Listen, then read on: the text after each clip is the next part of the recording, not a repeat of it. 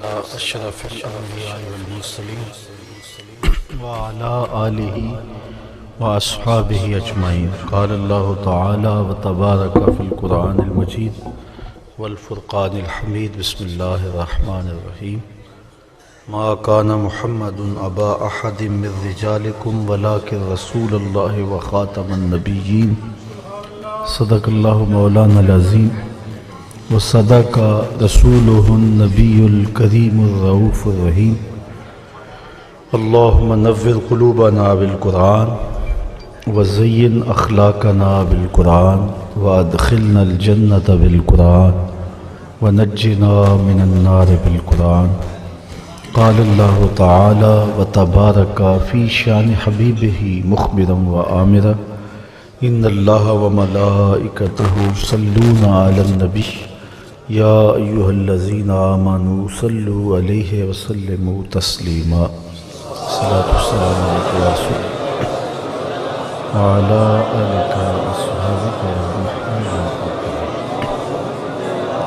تمام حمد و ثنا تعریف و توصیف اللہ جل مجدہ الکریم کی ذات بابرکات کے لیے جو خالق کائنات بھی ہے اور مالک شاشہات بھی.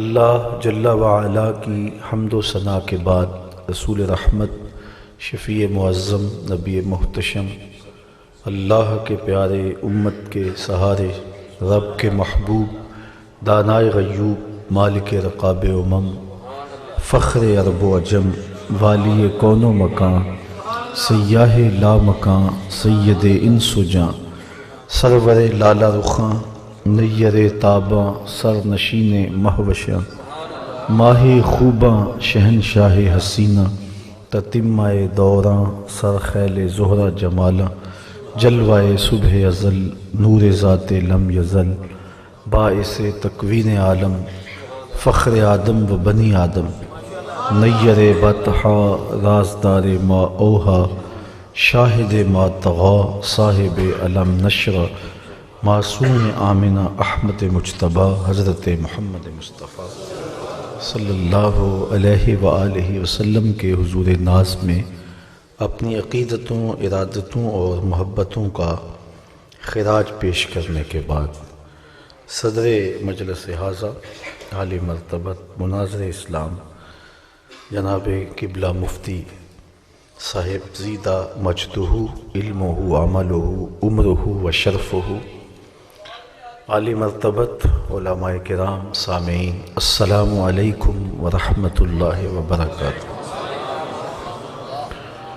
اگر آپ لوگوں کے لیے ممکن ہو تو تھوڑا سا سمٹ جائیں تاکہ جو کھڑے ہیں اور باہر پیچھے آ رہے ہیں ان کے لیے تھوڑی سی گنجائش بن جائے. تو یہ 2-1 منٹ میں اگر ایسا ممکن ہو تو. عالی مرتبت بسم اللہ الرحمن الرحیم. عالی مرتبت ذی وقار محتشم علماء کرام حضرات سامعین، آج کی منعقدہ ختم نبوت کانفرنس میں مجھے اور آپ کو حاضر ہونے کا شرف نصیب ہوا. اس عنوان کے ساتھ حضور نبی رحمت صلی اللہ علیہ وآلہ وسلم کے اس وصف کمالی کا ذکر کرنا اہل ایمان کا شیوہ اور دستور رہا ہے. کوئی ایشو نہ ہو تو پھر بھی اس عنوان کو موضوع سخن ہمارے علماء بناتے رہے ہیں، لیکن اب تو بہت زیادہ ضروری ہو گیا ہے کہ اس عنوان سے نئی نسل کی آگہی کے لیے اجتماعات کیے جائیں. یہ ہمارا اجماعی عقیدہ ہے اور اس میں کوئی دوسری رائے نہیں ہے کہ حضور نبی رحمت صلی اللہ علیہ وآلہ وسلم اللہ کے آخری نبی ہیں. حضور علیہ السلام کے بعد کسی مفہوم میں ذلی ہو، بروزی ہو، مستقل ہو، عارضی ہو، تشریعی ہو یا غیر تشریعی، کسی طرح کا کوئی نبی نہیں آئے گا، پس خدا بر ما شریعت ختم کر، بر رسول ما رسالت ختم کر۔ اس نے ہمارے اوپر شریعت کا اتمام کر دیا اور رسول اللہ پر رسالت کا اتمام فرما دیا۔ حضور نبی رحمت صلی اللہ علیہ وآلہ وسلم اللہ کے آخری نبی ہیں۔ حضور سے قبل بھی انبیاء تشریف لائے، لیکن بعد میں اس کا امکان بھی نہیں ہے۔ علماء نے لکھا اگر کوئی شخص مدعی ہو، دعویٰ کرے تو اس سے دلیل بھی نہیں مانگی جائے گی، اس کا انکار کیا جائے گا، چونکہ دلیل امکان کو ثابت کرنے کے لیے ہے۔ تعجیز کے لیے علماء اس کو کچھ کہنا چاہیں تو یہ صرف علماء کا حق ہے، لیکن اس سے دلیل بھی معجزہ بھی طلب نہیں کیا جائے گا، چونکہ حضور آخری نبی ہیں۔ حضور کے بعد کوئی نبی، کوئی رسول، کوئی پیغمبر نہیں ہے۔ میں آپ کے سامنے دو سوال رکھنا چاہتا ہوں اور اس کا جواب ہی ختم نبوت کی دلیل ہے کہ حضور علیہ السلام سے قبل جتنے بھی نبی آئے ہیں، رسول آئے ہیں، پیغمبر، اولو العزم ہستیاں تشریف فرما ہوئی، اللہ جل شانہ نے کسی کی حفاظت اس طرح اپنے ذمہ کرم پہ نہیں لی جس طرح میرے حضور کی حفاظت اپنے ذمہ کرم پہ لی،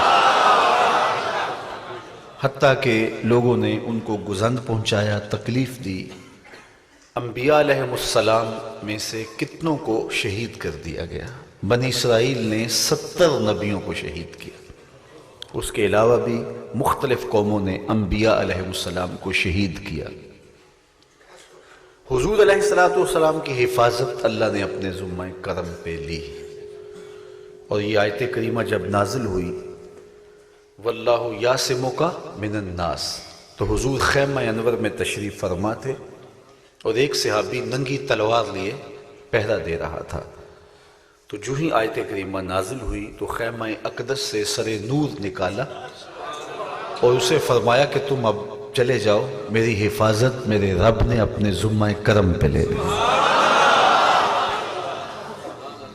سوال یہ ہے کہ باقی نبی بھی اللہ کے سچے نبی تھے، لیکن ان کی حفاظت اللہ نے اپنے ذمہ کرم پہ نہیں لی، حضور کی حفاظت اپنے ذمہ کرم پہ کیوں لی؟ یہ ایک سوال ہے۔ دوسرا سوال یہ کہ قرآن کے علاوہ دیگر منزل من اللہ کتابیں اور صحیفے، کل تعداد 104 بنتی ہے، 100 صحیفے ہیں اور 4 کتابیں ہیں۔ تو قرآن کی حفاظت اللہ نے اپنے ذمہ کرم پہ لی، باقی کتابوں کی حفاظت اللہ نے اپنے ذمہ کرم پہ نہیں لی، حتیٰ کہ کتابوں میں تحریف راپ آ گئی۔ لوگوں نے اپنی منشا اور مرضی کے مطابق اس کتابوں میں کچھ چیزیں شامل کی، کچھ چیزیں ان سے نکال دی۔ صحف ابراہیم ہیں، صحف موسیٰ ہیں، تورات ہے، زبور ہے، انجیل ہے، کوئی بھی کتاب اپنی اصلی حالت میں موجود نہیں ہے، کتابوں میں تحریف راپ آ گئی۔ لیکن قرآن کی حفاظت اللہ جل شانہ نے اپنے ذمہ کرم پہ لی۔ علماء تشریف فرما ہیں، ان سے پوچھئے کہ نفس کلام ہونے کے ناطے تمام کلام اللہ تعالیٰ کا برابر ہے، افضل مفضول کا علاقہ ان میں اس اعتبار سے نہیں ہے، چاہے وہ تورات ہے، چاہے وہ انجیل ہے، چاہے وہ زبور ہے۔ تو جتنی بھی کتابیں منزل ہیں سب کتابیں فضیلت سے مالا مال ہیں۔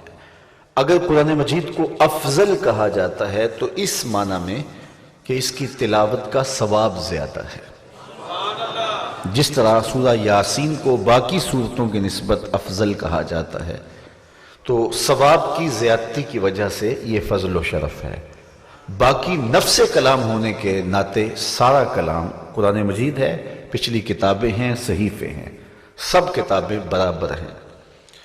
وہ بھی اللہ کا کلام، وہ بھی منزل من اللہ کتابیں اور صحیفے، ان کی حفاظت اللہ نے اپنے ذمہ کرم پہ نہیں لی اور ان میں تحریف راپ آ گئی، اور قرآن کی حفاظت اللہ نے اپنے ذمہ کرم پہ لی کہ کوئی زیر زبر بھی نہیں بدل سکتا،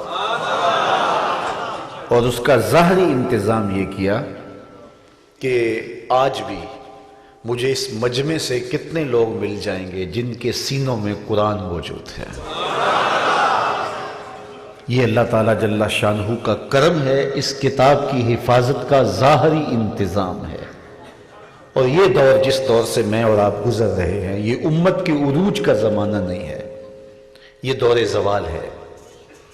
تو دور زوال میں اتنے حفاظ مجھے صرف اس مجمع سے مل جائیں گے، پورا شہر پڑا ہوا ہے اور پھر پورا ملک پڑا ہوا ہے، پوری دنیا ہے۔ تو پھر جب اسلام کا بانکپن ہوتا تھا تو پھر کیا عالم ہوتا ہوگا، پھر کیا کیفیت ہوگا۔ قرآن کے حافظ تو تھے ہی تھے، وہ زمانہ تھا کہ 6 لاکھ حدیثوں کے حافظ تھے۔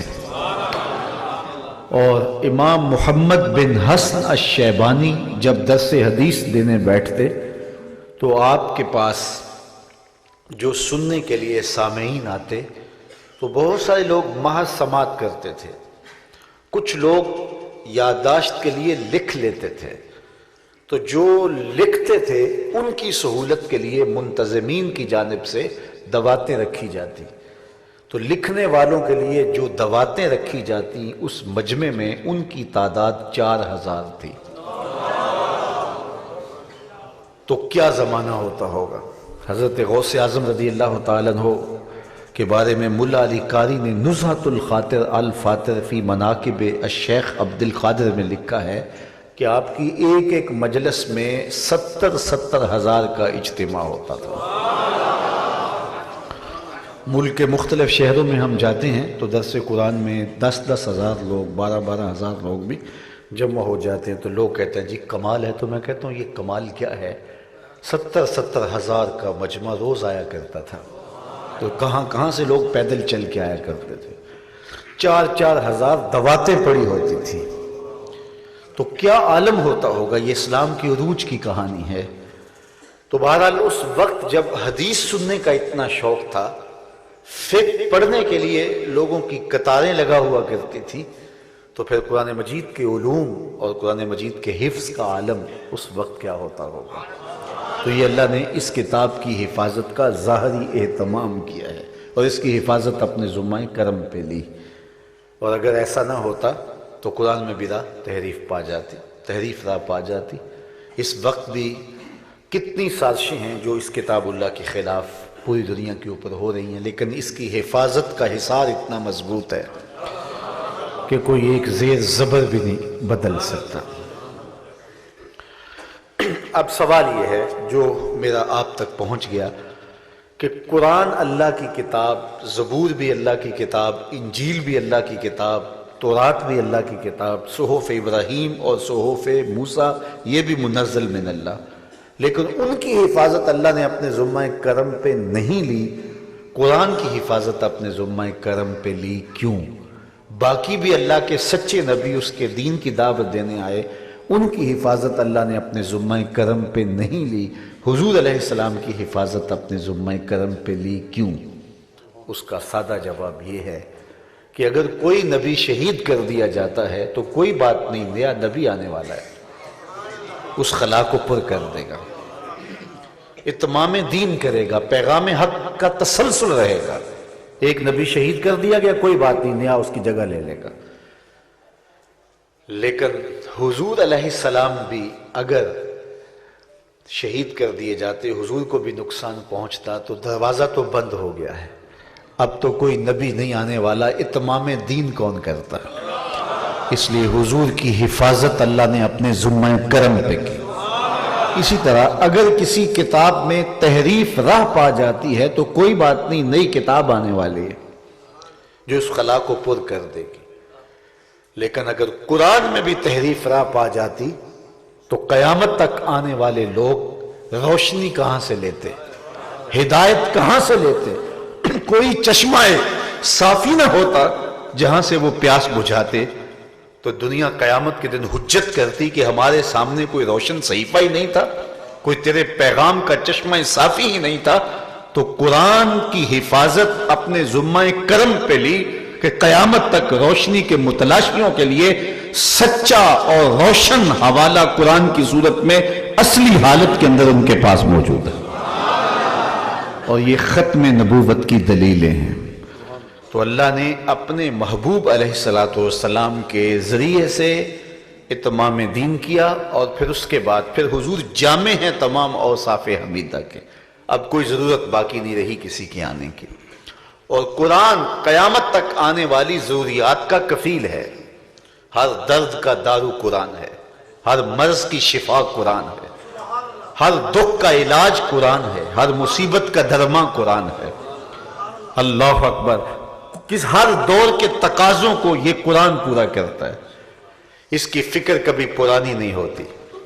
یہ قرآن آنے والی نسلوں کی ہدایت کا ضامن ہے، ہر دور کے تقاضوں کو یہ پورا کرنے والا ہے، ہدایت کا سرچشمہ ہے، روشنیوں کا منبع و مصدر ہے۔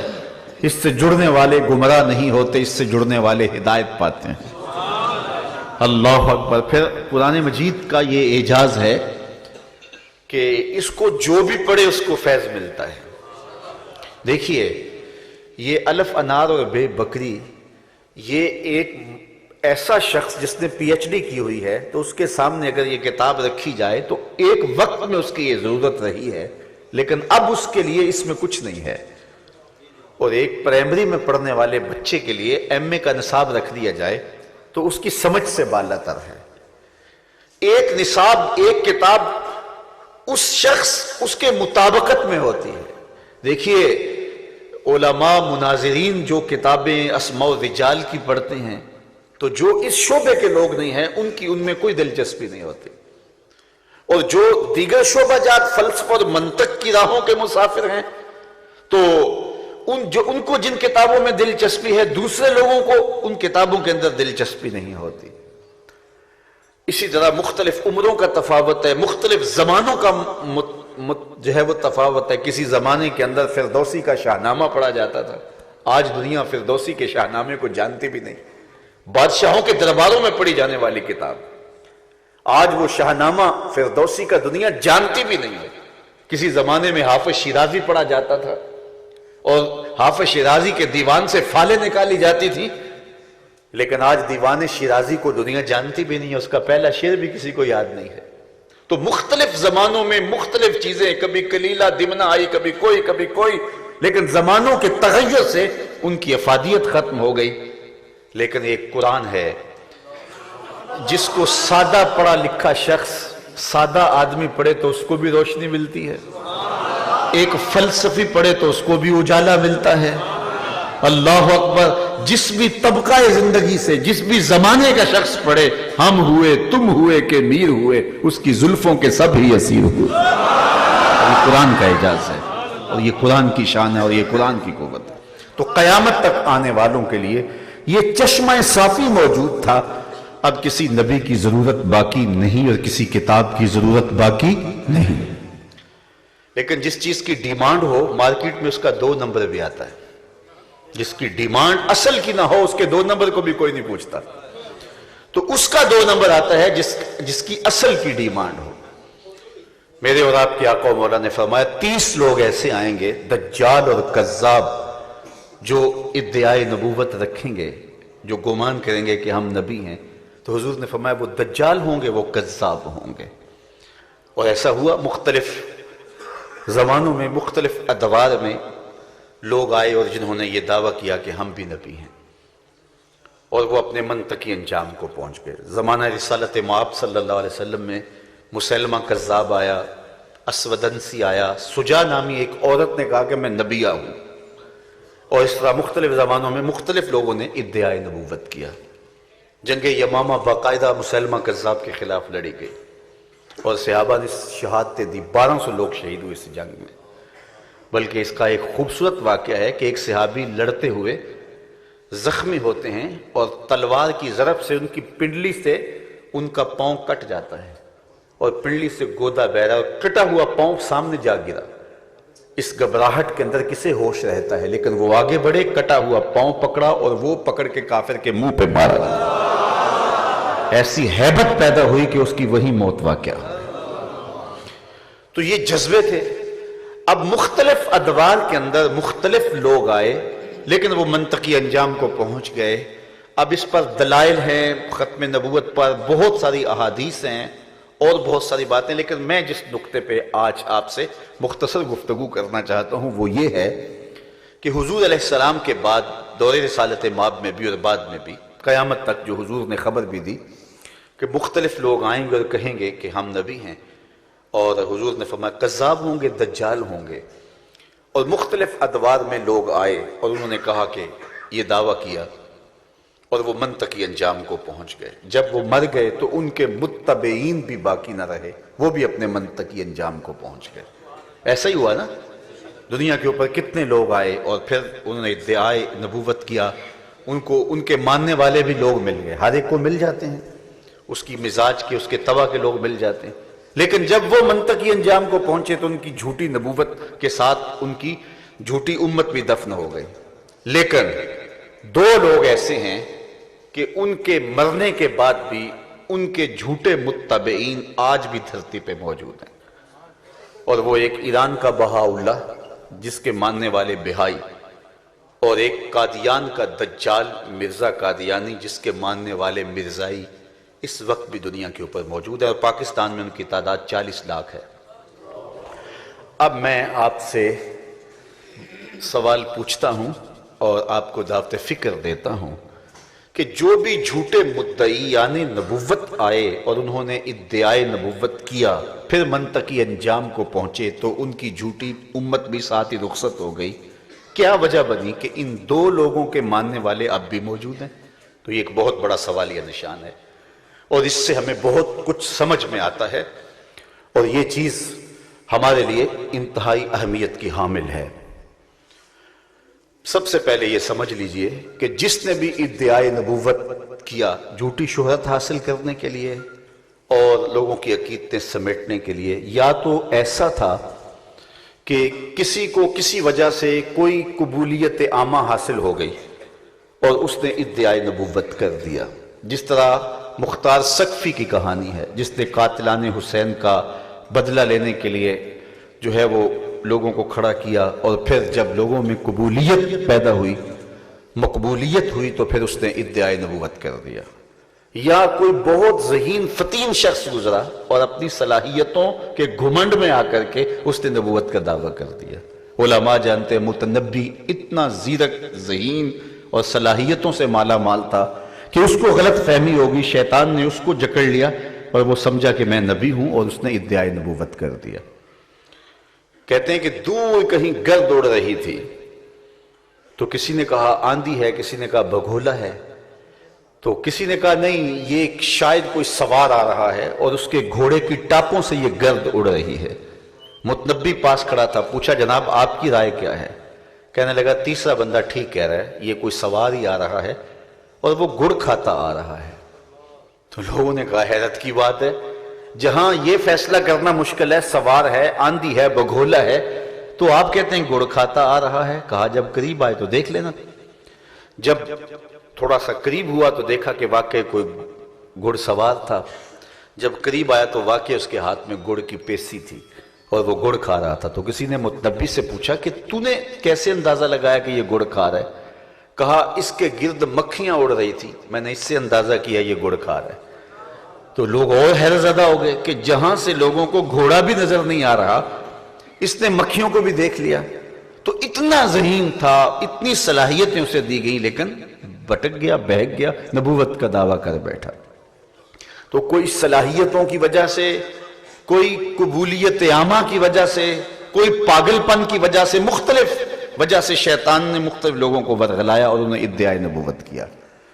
لیکن ان کو متبعین ان کے، چونکہ اس طرح کے لوگ بڑے صلاحیتوں والے ہوتے تھے اور معاشرے میں مقبولیت کی وجہ سے انہوں نے یہ دعوے کیے تو مل گئے ان کو، لیکن اس کے بعد جب وہ چلے گئے تو کام ختم ہو گیا، چونکہ ایک کانٹ کی ہنڈیا تھی، بس وہ چولہے پہ ٹوٹ گئی، بات ختم ہو گیا۔ لیکن دو لوگ بہاءاللہ ایرانی اور مرزا غلام قادیانی، ان دونوں کے ماننے والے جھوٹے متبعین 100 سال گزرنے کے بعد بھی اب بھی موجود ہیں۔ تو اس کی کیا وجہ؟ تو اس کی سادی وجہ یہ ہے کہ مرزا قادیانی کو اور بہاءاللہ کو جن لوگوں نے کھڑا کیا تھا، نو آبادیاتی وزارت کا نظم تھا، جنہوں نے یہ طے کیا کہ اگر ہمیں کوئی ایسے لوگ مل جائیں جو نبوت کا دعویٰ کریں اور ان سے کچھ کام لیے جائیں، تو یہ ان کے پالتو لوگ تھے، تو یہ چلے بھی گئے تو نوآبادیاتی وزارت آج بھی ان لوگوں کی سرپرستی کر رہی ہے اور ان کو مال فراہم کر رہی ہے اور ان کی تقویت کا سبب ہے۔ وہ ایک بدماش تھا جس نے کہا کہ مسلمانوں کو توڑنے کے لیے 4 چیزیں ان سے ختم کی جائیں تو ان کو توڑا جا سکتا ہے۔ یہ ناقابل تسخیر لوگ ہیں۔ دنیا کے اوپر بڑی قومیں آئیں، لیکن جب ان کی تہذیبیں مٹی تو دوبارہ اٹھ نہیں سکی۔ سلطنت روما کا کسی زمانے میں طوطی بولتا رہا۔ آل ساسان نے 3150 سال ایران پہ حکومت کی ہے۔ یکے بعد دیگرے اس ایک خاندان کے 150 حکمران تخت نشین ہوئے، لیکن پھر دنیا آل ساسان کا نام بھی بھول گئی، ان کی قبروں کے نشان بھی باقی نہیں بچے۔ وہ تہذیب اجڑی تو کچھ چیز باقی نہ بچی، سلطنت روما الٹ گئی تو ان کی شناخت بھی باقی نہ رہی۔ یہ کیا ہوا کہ ہم دلی میں بھی لٹے، ہم بغداد میں بھی لٹے، غرناطہ کے اندر بھی ہمیں ذبح کیا گیا، دجلہ 3 دن تک خون بن کے بہتا رہا، لیکن یہ امت پھر کھڑی ہو جاتی ہے۔ تو کہا وہ قوت کون سی ہے، وہ توانائی کون سی ہے کہ یہ ان کو پھر دوبارہ کھڑا کر دیتی ہے۔ یہ لٹے، ان کو پامال کیا، سروں کی کھوپڑیوں سے مینار تعمیر کیے گئے۔ منگولوں نے جو کچھ کیا وہ دردناک کہانی ہے۔ انسانی کھوپڑیوں کے مینار بنائے گئے اور جانیں چھپانے کے لیے، بچانے کے لیے لوگ تہہ خانوں میں چھپ گئے۔ دجلہ کا بند توڑا گیا اور پھر کیا ہوا، 1.25 لاکھ لاشیں ہم نے تہہ خانوں سے نکالی۔ اسلام کی غربت کا زمانہ ہے، دل کی حالت کیا مذکور ہو، یہ نگر ہر مرتبہ لوٹا گیا۔ ہمارے ساتھ کیا کچھ نہیں ہوا ہے، کون کون سی کہانیاں رقم نہیں ہوئی ہیں۔ اور یہ ماضی قریب کے اندر آپ نے دیکھا جو کچھ بغداد میں ہوا، جو کچھ کابل اور کندھار میں ہوا، جو کچھ یمن میں ہو رہا ہے، جو برما میں ہو رہا ہے۔ چنگیز خان بھی شرمندہ ہو کہ حاملہ عورتوں کے پیٹ چاک کر کے، بچے نکال کر کے ماؤں کے سامنے ذبح کیے جاتے۔ آج ہماری بیٹیاں غیروں کے نرغے میں ہیں۔ کبھی یہ وقت بھی آنا تھا، ایک بیٹی ناہید نے پکارا تھا دیبل کے ساحل پہ کھڑے ہو کے، اور پھر محمد بن قاسم اللہ کے قہر کی بجلی بن کے آیا تھا۔ آج کتنی بیٹیاں غیروں کے نرغے میں چیخ رہی ہیں، ہے کوئی ان کی آواز کو سننے والا؟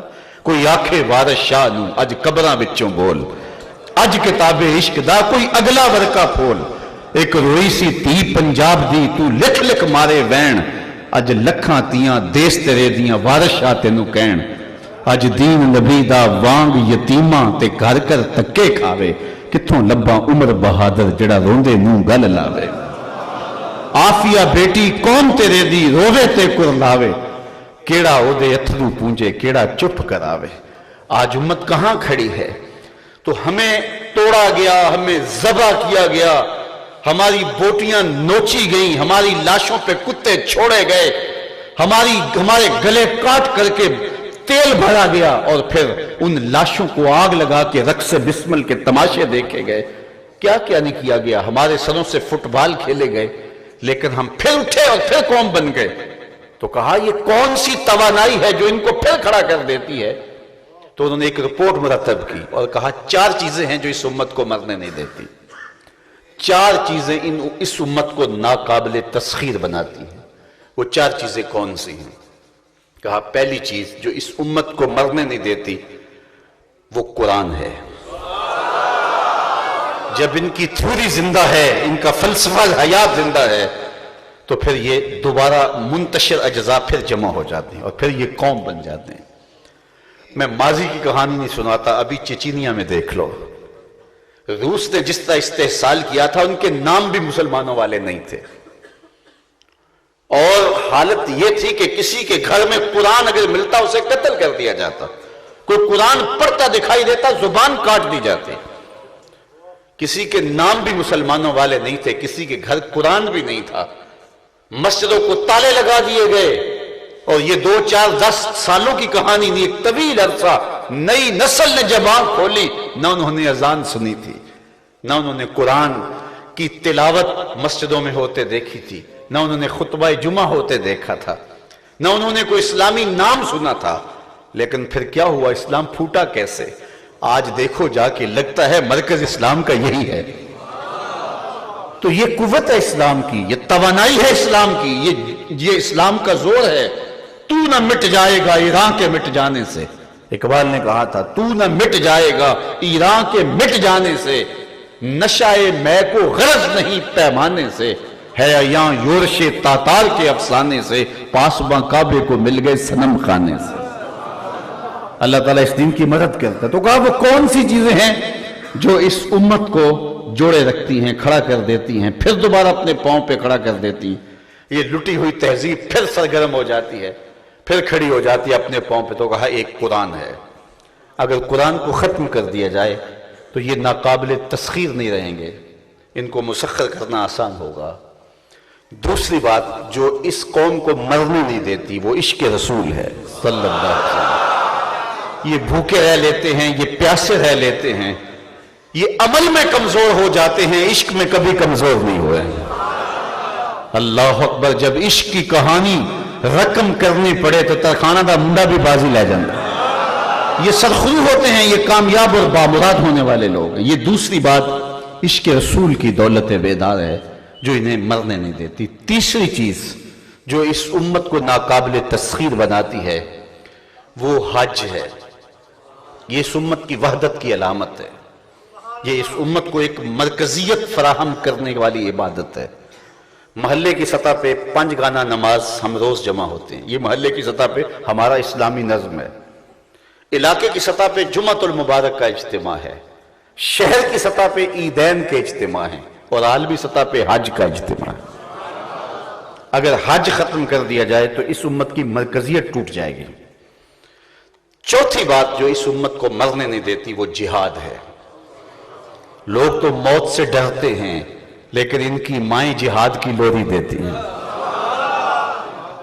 جب لاشیں گئی نا وہاں امریکہ میں افغانستان سے تو ان کی بیویاں توازن کھو بیٹھی، ان کی مائیں توازن کھو بیٹھی.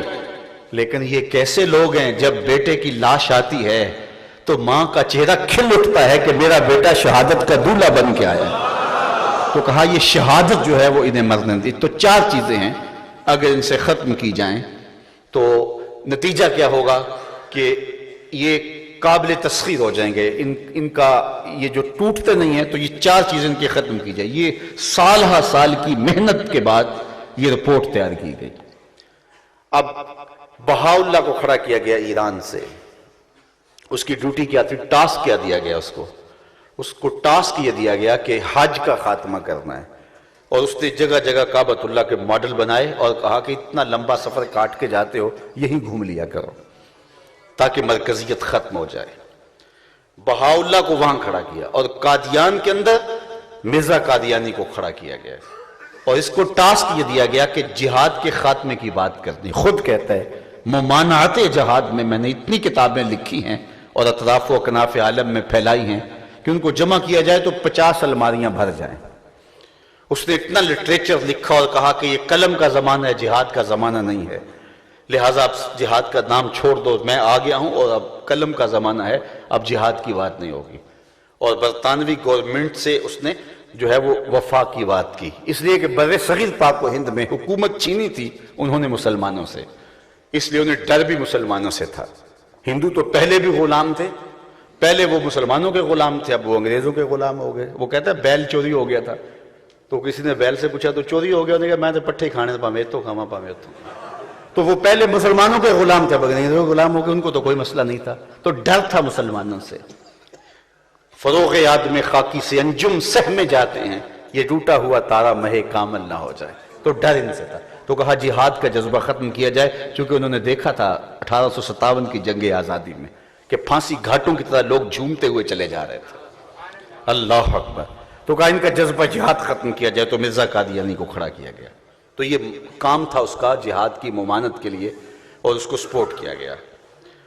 اور پھر تیسری بات حضور کا عشق سینوں سے نکالا جائے، یہ ان کے لیے بڑا مشکل کام تھا. اب اس کے لیے کیا کیا جائے؟ اللہ اکبر.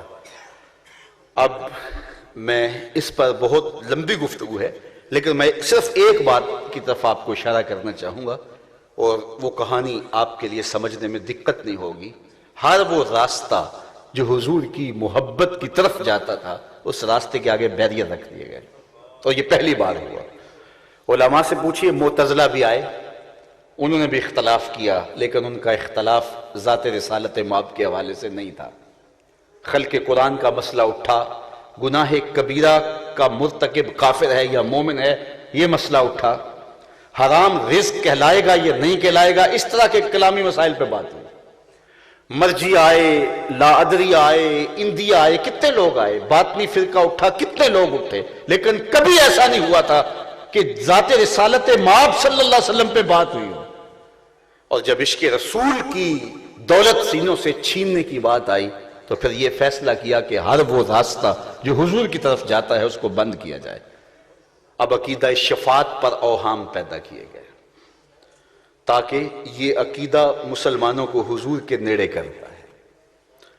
توسل کا راستہ روکا گیا کہ آقا کا وسیلہ لے کے دعا مانگو تو کرم دوبالا ہوتا ہے اور امت کو حضور سے محبت پیدا ہوتی ہے، یہ راستہ روک دیا جائے. حیات طیبہ، حضور کی مبارک زندگی، یہ امت کو حضور سے جوڑنے کا ذریعہ ہے. اس میں جو ہے وہ وہم پیدا کر دو اور اس عقیدے کو بدلنے کی کوشش کرو، یہ عقیدہ حضور علیہ السلام کے قریب کرتا ہے. استغاثہ، توسل، ندا، یہ وہ ساری چیزیں تھیں جو حضور علیہ السلام کے قریب کرتی تھیں. اللہ اکبر. لیکن یہ پھر ایک منصوبہ تراشا گیا. وہ جو بدماش تھا، کیا نام اس کا، مسٹر ہیمفر، جو 4000 جاسوس کے ساتھ سلطنت عثمانیہ کو توڑنے کے ٹاسک پر آیا تھا، اس کی یادداشتیں اب مرتب اور اس چھپ بھی گئی ہیں، اس کے کچھ چیپٹر چھپ بھی گئے ہیں.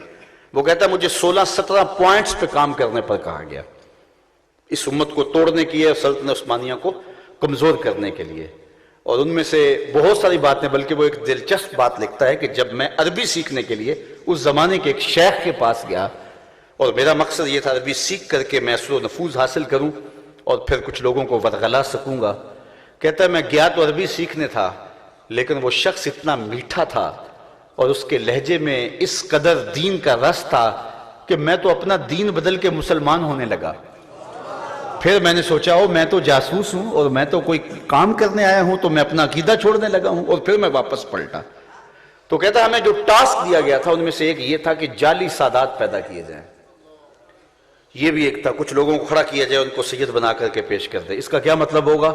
ظاہر ہے کہ لوگوں کی عقیدت ان سے وابستہ ہوگی، اور جو جعلی ہوگا تو وہ ایسے کام کرے گا کہ ایسی بدکرداریاں اس کے سامنے آئیں گی کہ لوگ پھر ان سے بدزن ہو کے دین سے بدزن ہوں گے. اس علماء کے خلاف اس نے مہم کی بات کی، بہت سارے عنوان سے اس نے 16-17 پوائنٹس پہ اس میں کیا، اور سلطنت عثمانیہ کو توڑ کے مختلف حصوں بخروں کے اندر جو ہے کرنے کے لیے اس کا ایک بنیادی کردار تھا. اب اللہ کے محبوب علیہ السلام سے دور کرنے کے لیے عشق رسالت مآب صلی اللہ علیہ وسلم کی دولت جو ہے وہ یہ سینوں سے اچکنے کے لیے ایک سازش کی گئی. اللہ اکبر.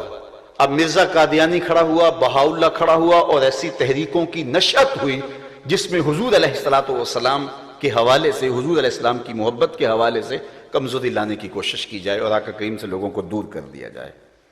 اللہ اکبر. لیکن اللہ اپنے دین کا خود محافظ ہے. مرزا قادیانی اگر حضور علیہ السلام کے لائے ہوئے دین کو توڑنا چاہتا تھا، لیکن اللہ جل شانہ نے پیر مہر علی شاہ کو بھی بھیجا،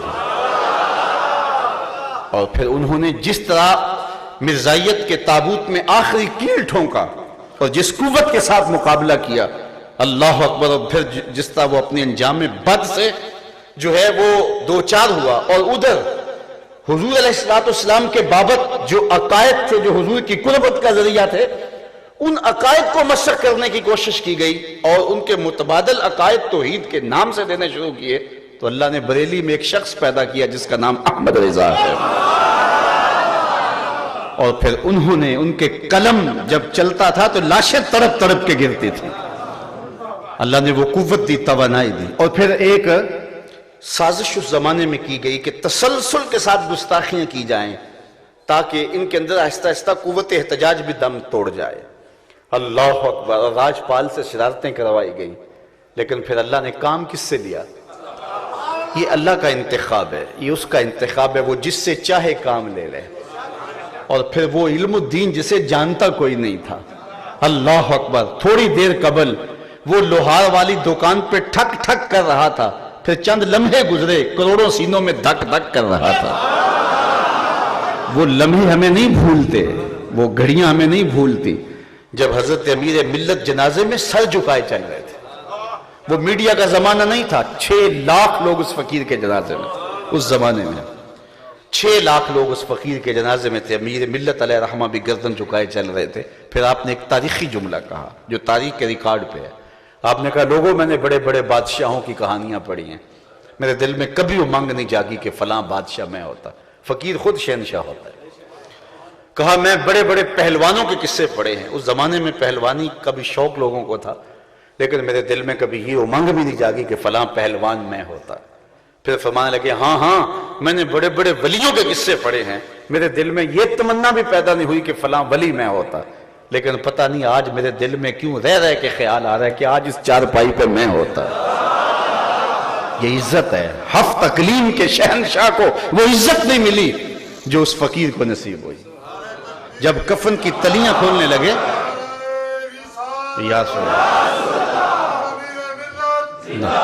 جب غازی صاحب رحمت اللہ تعالی علیہ کو قبر میں اتارا نا، تو اتارنے والے لوگوں میں سر محمد شفیع صاحب تھے، محمد حسین مالوڈا صاحب تھے، اور علامہ اقبال خود تھے لحد میں اتار رہے۔ تو کفن کی تنیاں کھولی تو اقبال نے ایک تاریخی جملہ کہا، آنکھیں چھم چھم آنسو برس رہے تھے، اور کہا غازی تیری وصیت کو ہم نے پورا کر دیا۔ غازی کی وصیت یہ تھی کہ مجھے میانی صاحب میں دفن کیا جائے، نقص امن کا بہانہ بنا کے میاں والی دفن کر دیا گیا۔ پھر باقاعدہ ایک تحریک چلی کہ ہم وہاں سے ان کو لاہور لے کے آئیں گے، اور پھر 1 مہینہ تک مسلسل تحریک زور پہ چلتی رہی اور حکومت نے گھٹنے ٹیک دیے، اور پھر وہاں سے ان کی قبر کشائی ہوئی۔ تاریخ کہتی ہے جب میاں والی میں غازی کی قبر کھلی نا، پورا میاں والی خوشبوؤں سے مہکنے لگا، اور پھر وہاں سے غازی صاحب کو بذریعہ ریل اس زمانے میں لایا گیا، اور وہ وصیت تھی وہ پوری ہو گئی۔ جب قبر میں اتارنے لگے تو علامہ اقبال نے کہا غازی جو تیری وصیت تھی وہ ہم نے پوری کر دی، اب ایک کام تو نے بھی کرنا ہے۔ اور ساتھ رو رہے تھے اور تنیاں کھول رہے تھے، کہا غازی جب لاحد میں رسول اللہ آئیں تو اقبال کا حضور کو سلام کہہ دینا۔ اللہ اکبر۔ اور پھر جب مٹی ڈال کر کے کہتے ہیں اقبال ہاتھ ملتے جا رہے تھے اور ساتھ کہہ رہے لوگ کو اسی گلہ ہی کردے رہ گئے تو ترکھانا دا منڈا بازی لے گئے۔ اللہ اکبر۔ تو یہ اللہ اپنے دین کا خود محافظ ہے، خود محافظ ہے اپنے دین کا۔ اچھا، جو دشمن ہوتا ہے وہ پلان اے کے بعد پلان بی بھی رکھتا ہے، اگر ایک پلان ناکام ہو جائے تو پھر دوسرا۔ آج جہاد کے خاتمے کے لیے کھڑا کیا گیا تھا مرزا کو، اب وہ کامیاب نہیں ہو سکا، چند لوگ متاثر ہوئے، اگر لاکھوں بھی ہیں تو کروڑوں میں لاکھوں چند ہی ہیں، اور بہاؤلہ کی سازش بھی ناکام ہو گئی، وہاں ایران کے اندر دھری کی دھری رہ گئی، اسی طرح باقی سازشیں ساری ناکام ہو گئی۔ تو پلان بھی کیا ہے؟ پلان بھی یہ تھا کہ جہاد ختم مرزا کے ذریعے سے تو نہیں ہو سکا، اور یہ ختم ہو بھی نہیں سکتا، اب اس کو بدنام کر دیا جائے۔ اب جہاد کو بدنام کرنے کے لیے داعش جیسی تنظیمیں کھڑی کی گئی۔ دشمن ہمارا خاموش نہیں بیٹھا، اور پھر سروں کو کاٹ کر کے قبروں سے لاشوں کو نکال کر کے چوراہوں میں لٹکایا گیا، اور پھر سروں سے فٹ بال کھیل کے لوگوں کو بتایا گیا یہ جہاد ہوتا ہے، اور پوری دنیا کے اوپر جو ہے پھر اس کی میڈیا کے ذریعے سے مہم چلائی گئی، اور لوگوں کو بتایا کہ یہ جہاد ہوتا ہے۔ تو جہاد کو ختم تو نہ کیا جا سکا، پلان بی کے طور پہ جو ہے وہ دوسرا منصوبہ یہ لایا کہ جہاد کو بدنام کر دیا جائے۔ اسی طرح حج کو ختم تو نہیں کیا جا سکا، لیکن ایسے لوگ ذمہ دار مقرر کر دیے جائیں وہاں اپنی خواہشوں اور مرضیوں اور اپنی رضاؤں سے، اللہ اکبر، کہ حج رسم رہ جائے، حج کی وہ مرکزیت اور حج کا مقصود باقی نہ رہے۔ مجھے بتاؤ کیا حرم کا خادم امریکہ مقرر کرے گا؟ اور پھر وہ ہمارے لیے وہ ہمارا وہ روحانی مرکز کا رہنما ہوگا؟ کیا ہم کھلی آنکھوں سے یہ منظر نہیں دیکھ رہے؟ حج کا اجتماع ہو اور مسلمانوں کے بچے پیٹوں سے نکال کر کے ذبح کیے جا رہے ہوں برما میں، اور عورتوں کی چھاتیاں کاٹی جا رہی ہوں، اور ماؤں اور بھائیوں کے سامنے بہنوں کی آبروئیں لوٹی جا رہی ہوں، اور حج کے خطبے میں نہ ذکر ہو اور نہ ان کے لیے دعا مانگی جائے، تو پھر حج کے کیا مقاصد پورے ہو جاتے ہیں؟ اقبال تو اس دور میں چیخا تھا جب سلطنت عثمانیہ ٹوٹی تھی اور حج اپنی مقصدیت اور اپنے اس پیغام اور مشن سے ہٹ گیا تھا، تو آج اقبال ہوتا تو کیا کہتا؟ اس زمانے میں اقبال نے کہا تھا، اقبال یہ پوچھے کوئی زائرین حرم سے، اقبال کوئی پوچھے یہ زائرین حرم سے، حرم کا تحفہ کیا زمزم کے سوا کچھ اور نہیں؟ کہ جو حاجی آتا ہے میں پانی ہی دیتا ہے، میں کھجوریں کھلاتا ہے، وہاں سے اور کیا لے کر آئے ہو؟ وہ ایک پیغام ملنا تھا جو پوری دنیا پہ پھیلنا تھا، اور امت کی نہضت کا ذریعہ تھا حج، لیکن حج ایک رسم بن کے رہ گیا۔ اور اقبال نے اس وقت کہا تھا، واعظ قوم کی وہ پختہ خیالی نہ رہی، اللہ اکبر، واعظ قوم کی وہ پختہ خیالی نہ رہی، برق طبعی نہ رہی، شعلہ میں کالی نہ رہی، رہ گئی رسم آذاں روح بلالی نہ رہی، فلسفہ رہ گیا تلقین غزالی نہ رہی، مسجد مرثیہ خواہیں کہ نمازی نہ رہے، یعنی صاحب اوصاف وہ حجازی نہ رہے۔ صاحب آج ہم کہاں ہے؟ ختم نبوت کا پیغام یہ ہے کہ اپنے آقا کے لیے اپنا سب کچھ حاضر کر دیں۔ ہم جئیں تو حضور کے لیے، ہم مریں تو حضور کے لیے، اپنی نسلوں کو حضور کا نوکر بنائیں، اپنے گھروں میں ختم نبوت کے شعور کو اجاگر کریں، اپنے کردار اخلاق کو اتنا ستھرا اور پاکیزہ کریں کہ لوگ دور سے دیکھ کے کہیں کہ یہ محمد عربی کا غلام آ رہا ہے۔ اپنی زندگی کو اچھا بنائیں، غیرت کی زندگی جینے کا سلیقہ سیکھیں، اور باہمی اتحاد اور یگانگت کے ساتھ ہم آگے بڑھ سکیں گے۔ گروہوں میں، ٹولیوں میں تقسیم ہو کر کے ہم اپنی طاقت منتشر تو کر لیں گے، لیکن ہم کچھ بھی نہیں کر سکتے۔ لیکن جب ہم یکجا ہو کے آگے بڑھیں گے تو پھر پوری دنیا کے اوپر غلبہ حضور کے دین کا ہی ہوگا انشاءاللہ۔ اور اگر یہ ہم نہیں کریں گے تو سن لو، اگر ہم نہیں کریں گے تو ہمیں مٹا دیا جائے گا، ہماری جگہ اور لوگ آئیں گے جو یہ کام کریں گے۔ اور ہم نے کتب حدیث میں پڑھا ہے، کتاب الفتن دیکھیے، کتاب الملاحم دیکھیے، یہ حدیث موجود ہیں کہ اللہ تعالیٰ وہ وقت لائے گا اس امت کے اوپر، اور ایک گھڑی آئے گی کہ پتھر بھی اور درخت بھی دوسروں کا ساتھ نہیں دیں گے، اور ایک وقت آئے گا کائنات کی کوئی چھت ایسی نہیں ہوگی جہاں میرے حضور کے نام کا جھنڈا نہیں ہوگا، ذکر میرے حضور کا ہی ہوگا، گلی گلی تذکرہ انہی کا ہوگا۔ اس لیے ہمیں اپنے حصے کا کام کرنا ہے، جو ہماری ذمہ داری ہے اس کو ہم نے نبھانا ہے، آگے بڑھنا ہے اور بڑھتے ہی چلے جانا ہے۔ تو رہ نہ ورد شوق ہے منزل نہ کر قبول، لیلا بھی ہم نشیں ہو تو محمل نہ کر قبول۔ یہ مغرب نے اس وقت ہمیں 5 مطالبے دیے ہیں اور کہا کہ یہ 5 کام تم کرنے ہیں، اور ہم جو ہے وہ اپنی آمادگی کا اظہار بھی کر چکے ہیں۔ ان میں سے 295 کا خاتمہ بھی ہے اور باقی 4 مطالبے ہیں۔ اس میں پاکستان کی فوج بھی بڑی دکھتی ہے کہ پاکستان کی فوج کے انسانی حقوق کی پامالی پر بھی رپورٹ تیار کی جائے، وہ بھی ہمیں دی جائے۔ 5 اس وقت مطالبے پیش کیے گئے ہیں۔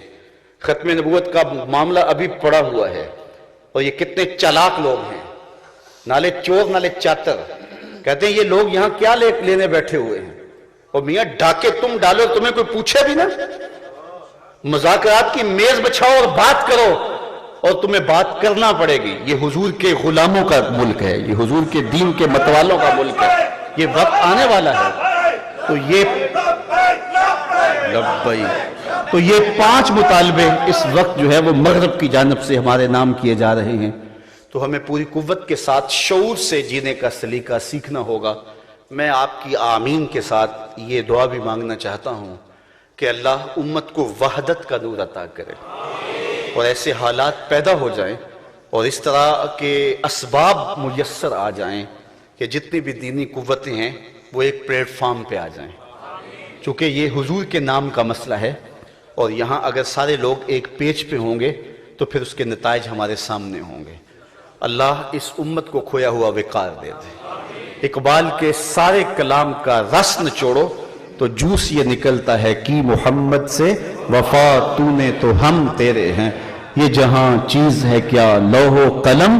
اقبال کہتا ہے حضور سے وفا کرو، پھر قلم بھی تمہیں دے دیں گے، تختی بھی تمہیں دے دیں گے، پھر تمہاری تقدیر کے فیصلے واشنگٹن میں نہیں ہوں گے، بلکہ خدا بندے سے خود پوچھے گا بتا تیری رضا کیا۔ لیکن شرط کیا ہے؟ وفا حضور سے کرو۔ تو جینا ہے تو حضور کے لیے، مرنا ہے تو حضور کے لیے۔ ایک تو یوں تے ہیں میریاں آساں دا سہارا، 10 کنوں کراں جے تینوں نہ کراں یاد۔ تو میری تو زندگی کا، آپ کی تو زندگی کا نام، ہماری تو ماؤں نے لوریاں ہی حضور کے نام کی دی۔ علامہ اقبال کہا کرتے تھے نام تو از پدر آموختم، حضور آپ کا نام میں نے اپنے باپ سے سیکھا تھا، ہماری ماؤں نے حضور کے نام کی لوریاں دی ہوئی ہیں، اس لیے آج نہیں تو کل انشاءاللہ اس ملک کا مقدر ہے کہ اس ملک میں نظام مصطفیٰ کا طلوع ہوگا اور حضور کا نظام اس ملک کے اندر نافذ ہوگا۔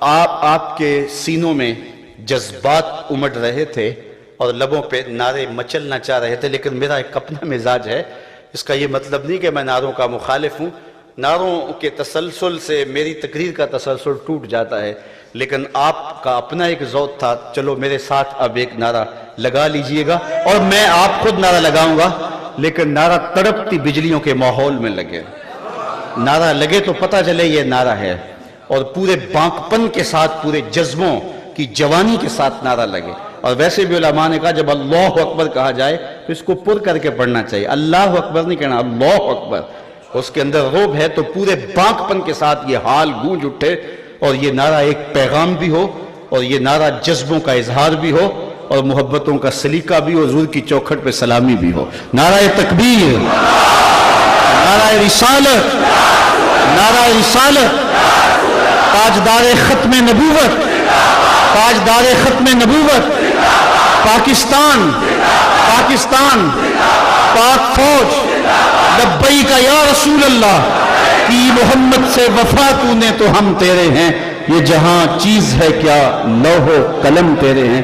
وآخر دعوانا ان الحمدللہ رب العالمین، الحمدللہ رب العالمین، والصلاة والسلام علی اشرف الانبیاء والمرسلین۔ مالک اٹھے ہوئے ہاتھ کبھی خالی نہ موڑنا، اور پھیلی ہوئی جھولیاں رحمتوں سے بھر دے۔ آج کے اجتماع کے انعقاد کا جو لوگ ذریعہ بنے، سب کو جزائے خیر عطا فرما دے۔ وصلی اللہ تعالی علی النبی الامین وعلی